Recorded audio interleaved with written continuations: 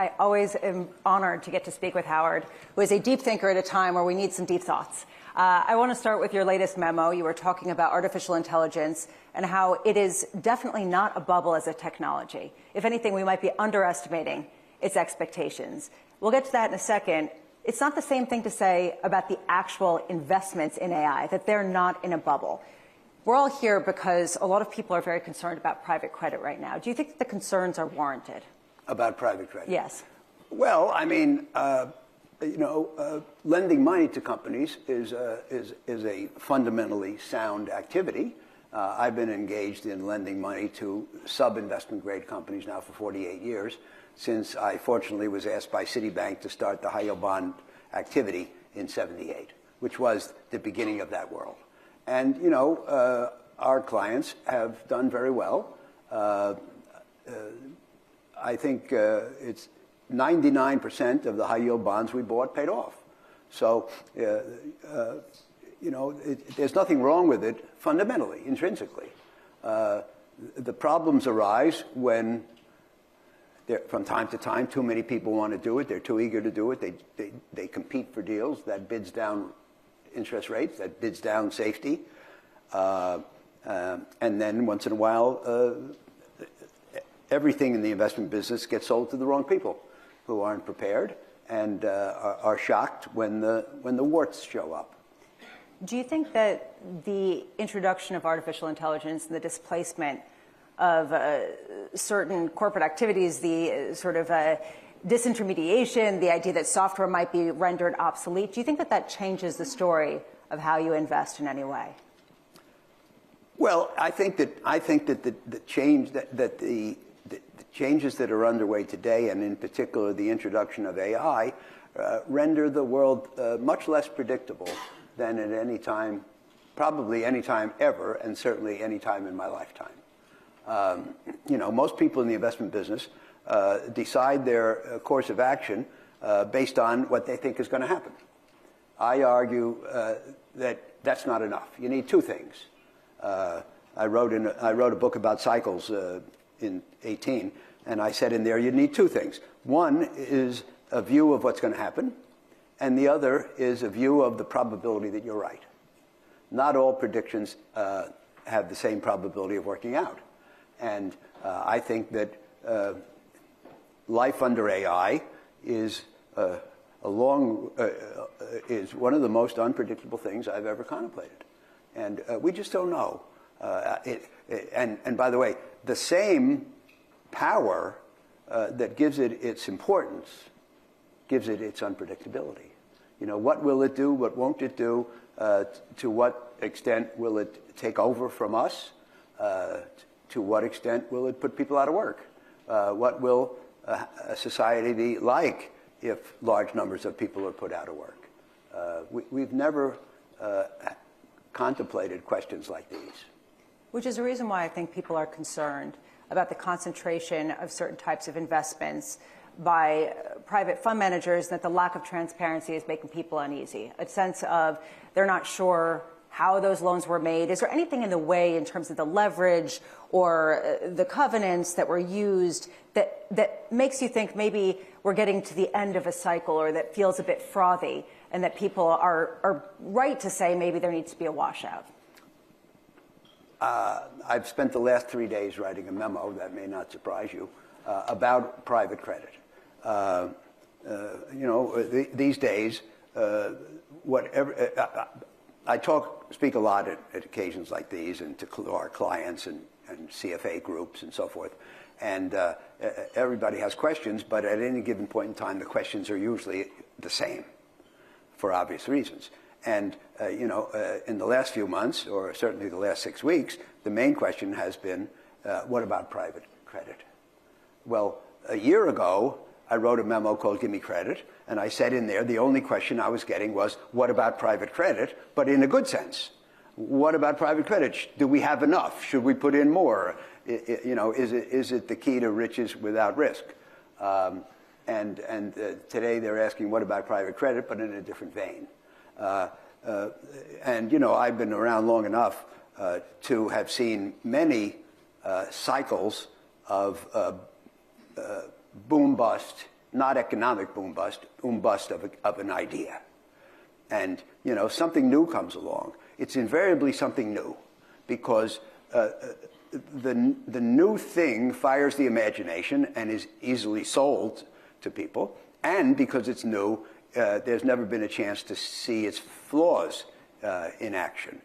So these things, I don't think there's ever been a bubble in something prosaic. There was never a steel bubble, you know, or a hamburger bubble. But it's new technologies or new financial innovations. And so people buy in, you know, on the basis of promise without an understanding of the downside. And then something happens which causes their expectations to be disappointed. And then they find out that they didn't know 100% of what they were doing, that they hadn't understood the limitations, and you know, they end up unhappy. When you were writing Gimme Credit, there was a discussion about how maybe at that time public markets might be more valuable and more attractive because of the enthusiasm around private credit. Sure. Are we at a place where there is enough fear to find this moment attractive, or does there need to be even more fear? Are people still greedy? Is there still sort of enough heat in that system to be worked through? Yeah, I don't know how private credit is being priced today. Maybe Bob can tell us. You know, in 2011, when the banks, chastened and regulated because of the global financial crisis, pulled back from lending for buyouts, so-called non-bank lenders stepped in and started to engage in direct lending, lending for mid-sized buyouts. And of course, since the demand for capital from the private equity industry was strong and the supply of capital from the non-bank lenders was limited, the non-bank lenders could demand high interest rates and good safety. But you know, the greatest saying in our business is that the wise man does in the beginning, the fool does in the end. And what happens is the early success becomes visible. Other people emulate. The entrants bid for the thing in question, and the specialness goes away. So I think enough of that took place in private credit for the interest rates to be bid down and the safety to be bid down. And let's say 3 months ago, 2 months ago, I would say that public credit was yielding about 7, and direct lending was yielding about 8.25. It struck me that 125 basis points for a liquidity premium was about fair. It was probably adequate, but certainly not lush. And so, in my opinion, the specialness had gone away. It was private was at equilibrium with public. It was a fair deal, but not more. And, you know, I said in the memo, everybody asked me, what about private credit? And I answer, what about credit? Now, of course, there's an activity in our world that's called talking your own book. And Oaktree has been in the public credit business for 48 years, so we want some attention paid to that. But I think that when A and B are priced at equilibrium with each other, rather than putting all your money into one or the other, you might as well buy both. One of the other problems that people have identified in the private credit space is that increasingly there is an effort to reach out to retail investors. There's an effort to bring in people who might want periodic liquidity on some level. Do you think that the transparency of some of the assets or the marks, the pricing, the values needs to be more standardized in order to really make this worthwhile? Well, obviously, my guess would be that, well, first of all, certain parties, of which we are not exempt, decided that they could do some business by selling private credit vehicles like BDCs to retail investors or retirement investors. And they did so. And I'm going to venture a guess that not all of the buyers were fully informed or took to heart the ramifications of illiquidity and the absence of a market to mark to. And, but they invested anyway, probably out of ignorance, rather than knowing all about it and saying it wasn't a concern. And, you know, I was speaking about this yesterday to another group of investors, and I said it reminded me of Casablanca. Has everybody seen the movie Casablanca? And the gendarme goes into the bar that he's been taking bribes from for the last 20 years, and he says, "I'm shocked to see that gambling is taking place." And, you know, the point is, the things that investors have discovered and aren't happy about are nothing new. These vehicles were always illiquid. They were never priced mark to market, et cetera. But, you know, things are overlooked in happy times when people are eager to invest that then are the source of consternation when the stuff hits the fan. People have identified private credit in part because what you can't see makes people nervous. There are, though, these sort of questions about the software industry or other industries that could be affected by artificial intelligence.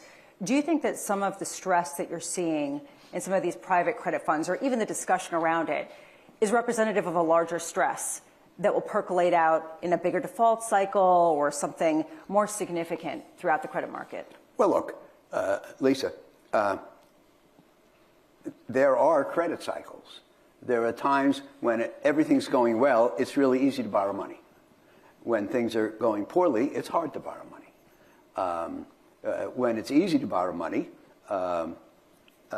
people compete for the deals, and as I described before, the interest rates tend to contract. In the tough times, people aren't that eager to lend, so the few who will lend can demand higher interest rates.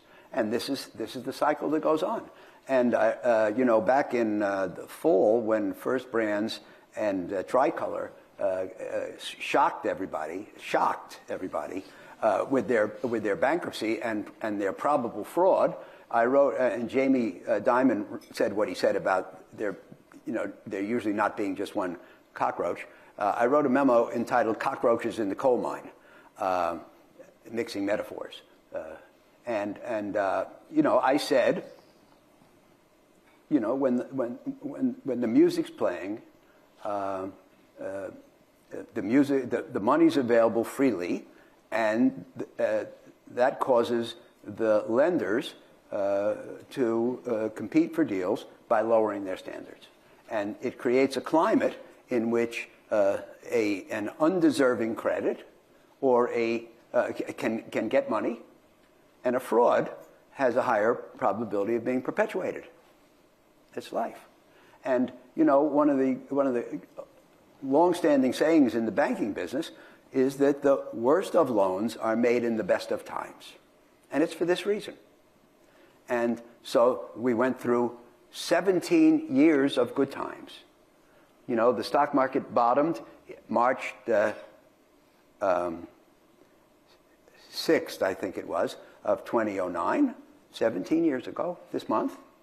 And there hasn't really been a tough time in the financial market since then. Okay, 2015 wasn't great. We had 3 bad weeks in March of 2020 with the pandemic, and then 22 was a poor year. But you know, since the roughly September 30th of 22, I would venture that the S&P has doubled.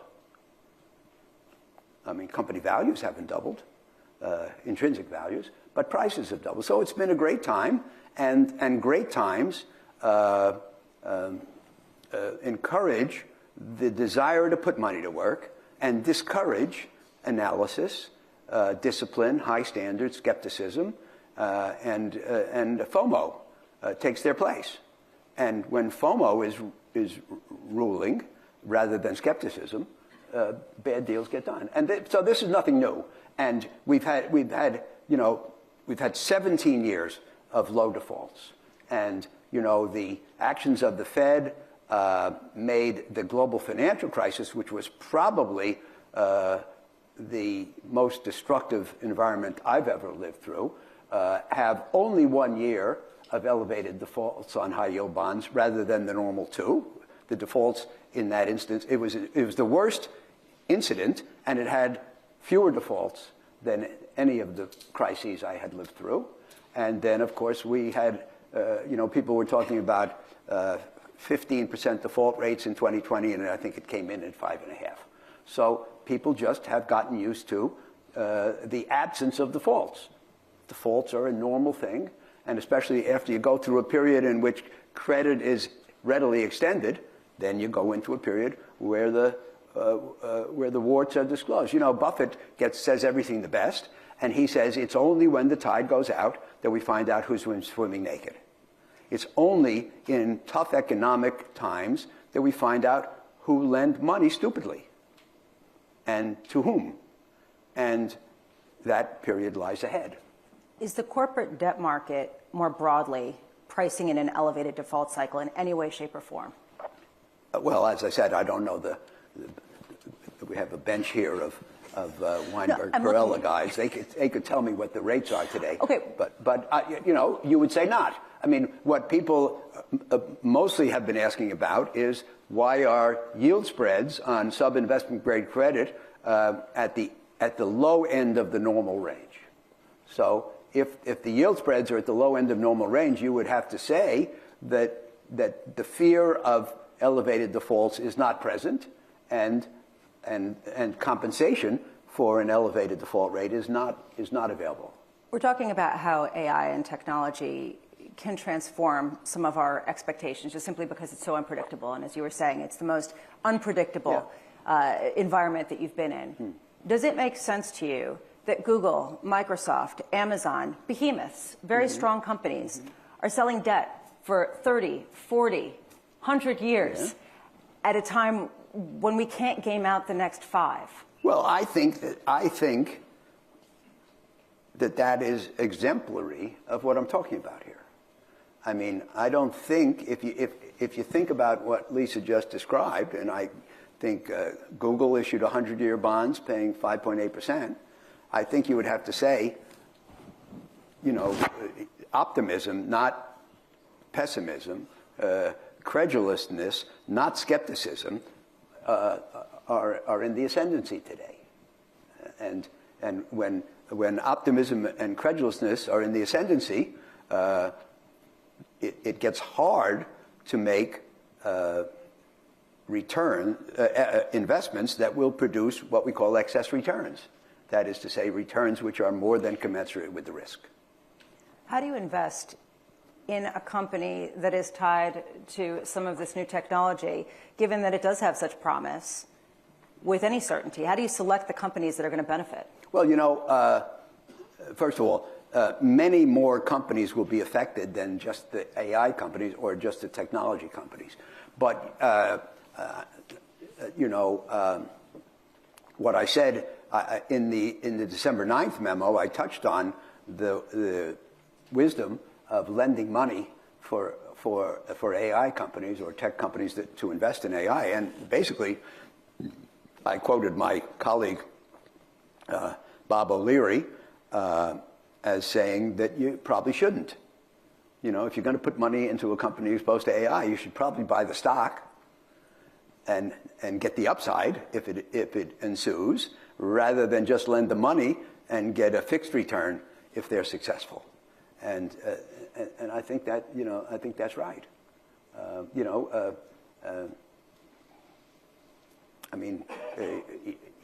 Your expression was, you're lending money to companies for 30, 40, 100 years when we can't predict the next 5. So if you're taking fundamental business model risk, shouldn't you get paid for it by being an owner rather than a fixed income investor? Of course, AI is going to affect every firm. Yeah, well, it is. And it is the fact that it's going to have such a sweeping effect and its unpredictability that renders this a tougher world. I like the old world better. I don't know about you. Well, when I was a kid... you walked to school backwards with barefoot. Well, nothing changed. Nothing changed from year to year when I was a kid. And now things change every day. That imparts a certain dynamism, and certainly we live better than the world lived when I was a kid in many ways. But it does mean that we can depend less on our expectations. How is AI transforming what you do at Oaktree? Is it affecting the number of people you hire or the number of people you employ? Is it something that everyone's using as sort of a tool? It has not affected our business model, the number of people we hire or how we do our work, but it's just an aid. We're using it as an aid to marshal data and my experience with writing that memo.